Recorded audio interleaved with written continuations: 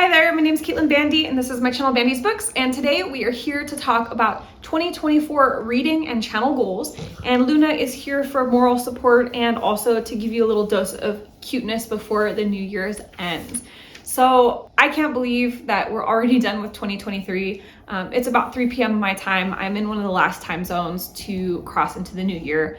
And so we're just enjoying our afternoon. We're having like a lazy day at home. And then tonight we're gonna go head to a friend's house for dinner, and not really like a big party or anything, but you know, a little celebration. So before we head out to the party, I just wanted to stop by and throw up a little quick video that gives you kind of an idea of what my goals are for 2024 in relationship to my reading and to my channel. So we're gonna start with my reading goals just because they're a little bit more straightforward.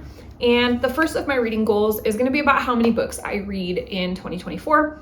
So this year in 2023, I set a reading goal of I think 150 books, and I absolutely smashed that goal. So in 2024, I'm going to be bumping that up to 200 books. I still expect to very comfortably manage that goal, but you know, I wanted to just bring it up a little bit because there's no point in having a goal if it's completely like irrelevant. Of those 200 books that I am setting as my goal, I want to make sure that at least 50% of them are coming off of my bookshelf. As you can see behind me, I have this massive shelf of books, and this is not all the books that I have in my house. I have another bookshelf over here that is like the same size as this part right here. I have a large section in my bedroom that is all like series, and I have a book cart that's full of paperbacks. I just have so much stuff to get through. And while new releases are of course really shiny and interesting, and there's lots of books that I'm hyped about, and I'm on NetGalley and I get ARCs all the time, I do want to make sure that I'm getting through the books that I already have as well. And so I think if I try to aim for at least 50% of my reading to be from my shelves, I will move through a pretty substantive amount of books. I think I did pretty decently with that this year, but I just want to kind of push myself even a little further. Another goal that I have is to completely clear my NetGalley shelf. So I have been working really hard the last maybe 4 months of this year to get through my NetGalley shelf. I did the thing that, you know, everybody is always advised not to do, and I went and requested a ton of books on NetGalley because I had like no feedback ratio. So I thought, oh, not that many people will approve me.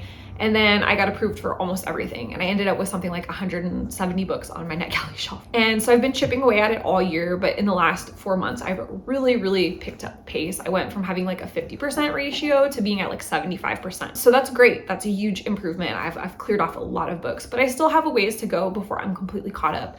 And I just wanna, of course, honor my obligation to the people that I requested books from. The good news is that most of the books that are outstanding on my NetGalley shelves are books that are publishing in 2024. I don't really have anything left from 2023. So I am at least caught up with that timeline. But I just, like I said, I want to completely clear it off, and then I want to be a lot more strategic with what I'm requesting in 2024. Then my next goal for this channel is one that has been a goal of this channel since I've started BookTube, and will continue to be a goal, something that I work towards getting better at every single year that I'm on BookTube, and that is to read diversely. Now, reading diversely to me doesn't mean that I just read a handful of books by diverse authors. It means a real focus on making sure that I am inclusive of authors of all sorts of different backgrounds, BIPOC authors, people from different countries, different ethnic backgrounds, books in different languages, books in translation, authors with different gender identities, different sexualities, differing abilities, different age groups. I just really want to make sure that the books that I'm reading are reflective of the world at large. And the world is big and beautiful and diverse, and I want my bookshelves and my reading to reflect that. Another goal of mine is to make sure that at least one book per month that I'm reading is in Spanish. So I've mentioned this briefly on my channel before, but I am bilingual. I do speak fluent Spanish. I do read a little bit slower in Spanish than I do in English, just because, you know, there are occasionally words that I don't know, or, you know, depending on where the author is from, sometimes there's colloquialisms that I'm unfamiliar with, and it just takes me a little bit of like reading the contextual clues to figure things out. It's not my native language, so, you know, it just costs me a little bit of extra work. And so that can cause me sometimes to prioritize books in English because they're easier, I get through them faster, I don't have to think as hard. But I really love reading in Spanish, and one of the ways that my Spanish has gotten so good is because I read in Spanish. And so I just want to refocus on prioritizing some books in Spanish throughout the year. I recently did some book shopping over the holidays in San Diego, and I picked up a lot of great books in Spanish. So I pretty much have one book for every single month of this year coming up. But, you know, I also have a bunch of great books in Spanish here at home as well. So that's definitely going to be a focus of mine. Another goal of mine going into 2024 is to read more banned books. So being in the United States, banned books is obviously a pretty sensitive topic for me because we have an entire facet here in the United States that is trying to ban a large amount of books, specifically books that are Black, queer, or trans. And I'm not for it. I think most readers in the United States are not for it. And so there's a huge list of books that have been banned or challenged here. But I also recently saw a video by Scott at Gunpowder Fiction and Plot, and it was talking about books that have been banned internationally.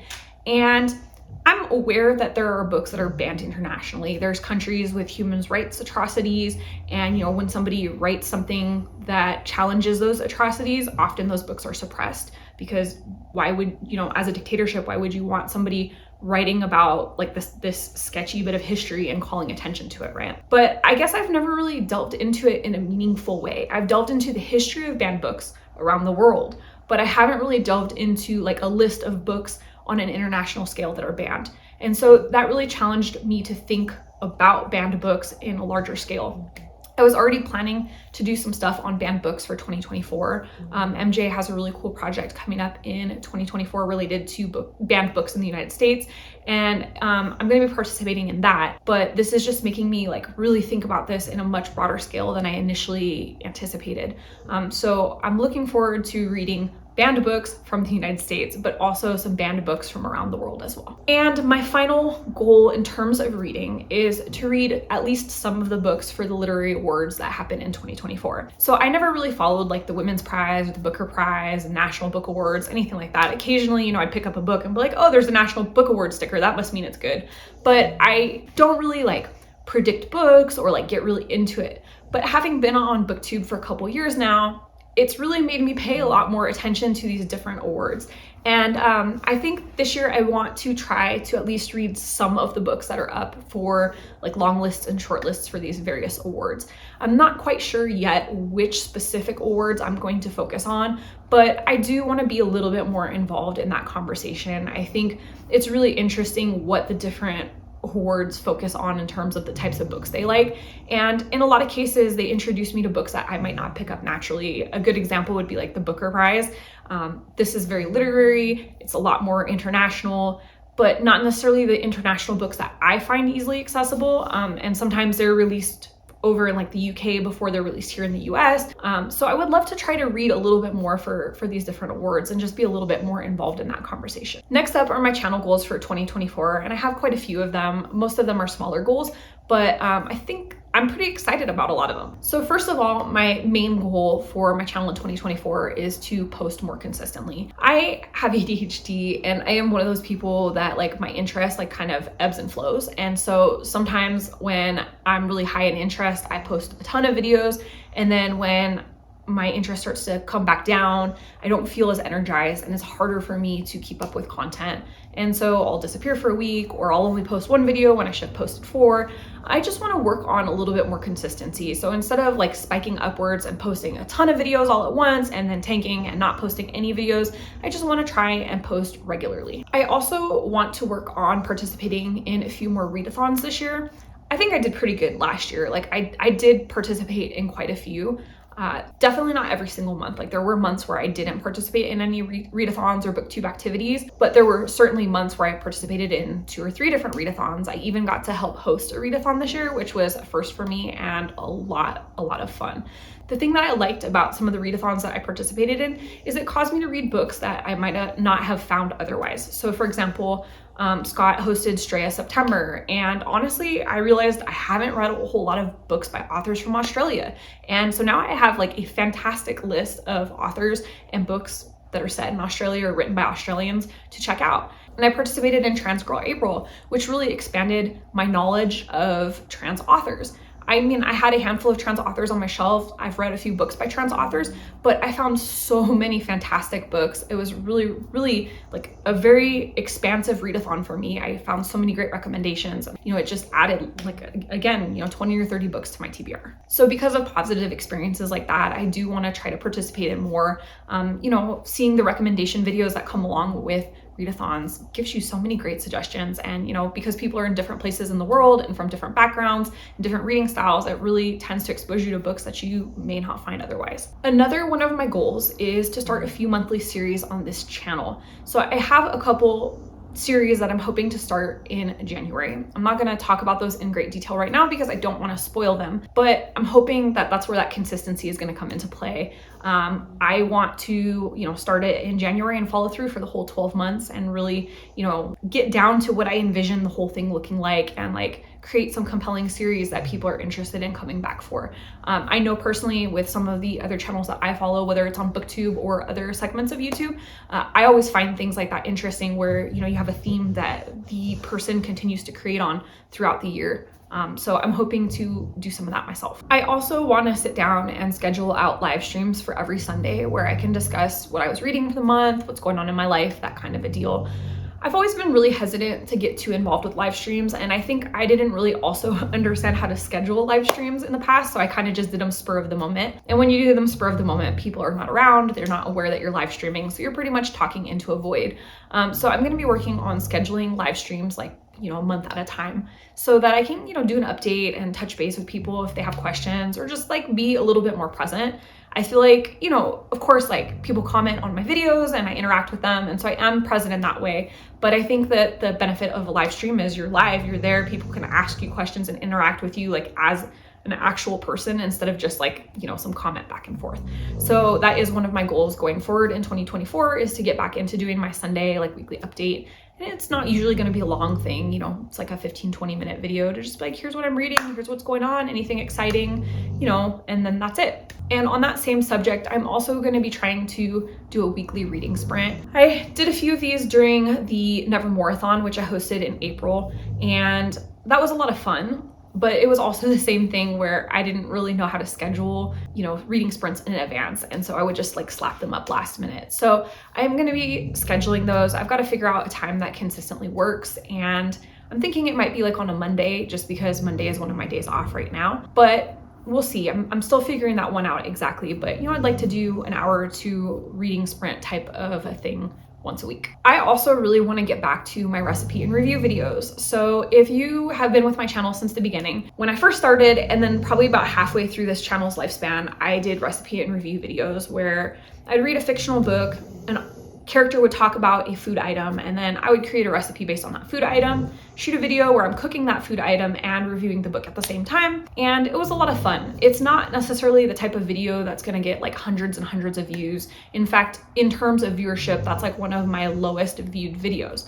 But I feel like they get a lot of interaction because the people that do watch them really enjoy them. And I've gotten a ton of great comments from people that are like, oh my gosh, I love this recipe. I loved this book. I went home and made this for my family. Or, thank you for teaching me how to cook risotto. Like I wasn't having, good success with this before. And like your couple little hints really helped me nail this. So I want to get back to that. I am a chef for a living. Cooking is a big part of my life. The biggest reason that I haven't really been prioritizing those videos right now is because they're kind of tedious to shoot. It takes me and Oz like a whole evening. I get off of work, I've cooked all day long. I come home for like 4 hours, and then we basically, from the time we get home from work till the time we go to bed, are working on shooting a recipe. So it's definitely not the easiest one to do, but it is one that I really love. And I've had a lot of people ask me to bring it back. So I do really want to focus on getting that back up in 2024. Another thing that I'm hoping to do better at in 2024 is just generally being a friendlier, more engaging booktuber with the booktube community. I really love watching other channels and other people's videos, and I am someone who really loves to leave really thoughtful and detailed comments. And in order for me to leave those thoughtful, detailed comments, I really have to sit and focus on a video and then like write out all my thoughts. And I feel like sometimes I like overcomplicate it for myself. It's okay to like watch a tag video while you're doing something else and be like, hey, great tag, I really liked your answer to this or that, or this made me think about that. You don't have to always leave like huge paragraphs. But I typically really like to leave those paragraphs. Like I want people to understand that I watched the entire video, I paid attention to everything that they said, and I'm really engaged with what they're doing.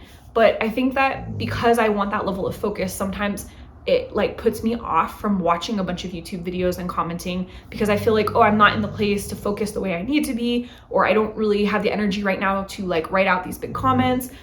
So I'm going to be working on finding kind of a middle ground where, I'm watching videos, I'm still engaged, I'm still paying attention, but maybe I'm not necessarily writing massive paragraphs all the time. Obviously, like if I'm super excited about the content, I'm going to write longer comments. But I just want to be able to engage more in general. I want to be able to watch more videos, and I want to take a little bit of pressure off myself. I have to remember that my response to everything doesn't have to be like a thesis paper. It can be, you know, a quick paragraph that's like, hey, I really enjoyed this video. This was really fun. Loved hearing you talk about this stuff. And in that goal of being a friendlier, more engaged booktuber, I also want to collab more with the booktube community. I did get a chance this last year in 2023 to do a handful of collabs with some great channels, and it was so much fun for me. Honestly, I enjoyed every single collab that I got to do. I had some really cool shout outs. I had some really cool, you know, like mutual activities and things. And I just want to do more of that in 2024. I want to do some buddy reads. I want to get in on some group projects. I want to have discussions between me and other booktubers about books and book related topics. If you're watching this and you have a booktube channel, whether you have a large channel or a small channel, it doesn't matter to me what your subscriber count is. I would love to collab with you. My email is in the description of all of my videos, and I am very responsive. I check my email every single day. So if you shoot me an email and you're like, hey, Caitlin, I would really like to collab with you. This is my idea. Or hey, Caitlin, I'd love to collab, but I don't have any idea. What do you think we could do? Like, reach out. I'm friendly. I'm not going to bite your head off. I would love to do it. Or if you don't want to email me, you can also reach out to me on Instagram, send me a DM. I also check in there pretty regularly. And, you know, let's put some collabs together. And one other thing that I'm going to be working on doing to be a kinder, friendlier booktuber is to do a monthly shout out video. So one thing that I really admire about a lot of different channels is that they're really great about shouting out new booktubers or people that are at least new to them, not necessarily always like brand new, but people that they've just recently found. In particular, I think of like MJ over at Reading This Life, who does a weekly shout out of new booktubers, and that's so fantastic. I really admire that. I think that's such a kind thing to do, and it's kind of inspired me to try to figure out how I could incorporate something like that into my own channel. I definitely don't think I'm going to be able to do it on a weekly basis. Honestly, I barely have time to do the weekly stuff that I want to do, let alone adding on, you know, having to find channels and research. But I do think that I could manage to do a monthly shout out video. And so I'm going to be trying to incorporate a monthly shout out video where, you know, I feature channels that are new to me, small channels or brand new channels, and, you know, just give people a little bit of a boost. Honestly, my channel wouldn't have grown without some of the bumps and boosts that I got along the way. I've had some really cool people shout me out. And now that my channel is slightly bigger, we're at, you know, just over 1,200 right now. I want to make sure that I'm, you know, giving other people that same boost. I want to shout out channels that are maybe, you know, still figuring out what they're doing, need a little bit of encouragement to keep going. So hopefully we can work that in, and hopefully, you know, it'll be meaningful to the people that I'm shouting out. And my final goal for my channel in 2024 is one that I'm really honestly not that enthusiastic about, but one that I really want to focus on getting better at, and that's shorts. Shorts are where it's at. You know, shorts are something that you could publish on YouTube, you could publish on TikTok, and you can publish on Instagram. And, you know, they do so well. People really enjoy like short content, a quick 30-second to a minute video. It's really engaging for a lot of people, and it introduces you to a lot of different audiences. So for me, I just, for whatever reason, struggle with that short form content. I'm kind of verbose. I like to chat. And so that's not a format that really suits my skill. But it's something that I need to get better at. I want to practice being a little bit more concise and, you know, hitting main points instead of like going into these long tangents about little like insignificant details. So I'm challenging myself to work on those shorts. I've let Oz know that he's got to hold me to it. So hopefully I will be putting up some shorts throughout 2024. I have some specific goals. I don't know how attainable they are, but we're gonna definitely try our hardest. So that is the end of my goals for both reading and my channel in 2024. Before I sign off for the end of the night, I do want to just take a moment to say thank you to everybody who supported my channel in 2023. This year was far and above anything I could have imagined. I was looking at my statistics on YouTube Studio before I filmed this video, and I had 900 new subscribers this year. Honestly, for me, that is mind-blowing. It is phenomenal. I never, ever in my wildest dreams would have imagined that happening. I still am constantly humbled and amazed by the fact that there's almost 1,300 people following my channel now, and it seems like there's new people coming aboard every single day. So thank you from the bottom of my heart for supporting me in 2023. I hope that in 2024 I can provide you with lots of great content, that you will find value in the books I'm talking about, and you know, that you take a moment to say hello. I want to get to know every one of you, and I love to chat. I do respond to every single comment that's left to me. And, you know, again, thank you. So I'm wishing you all a 2024 full of amazing books and lots of adventures, great reading. I hope that you have a safe New Year's wherever you are, and I look forward to seeing you again soon. Thank you so much for joining.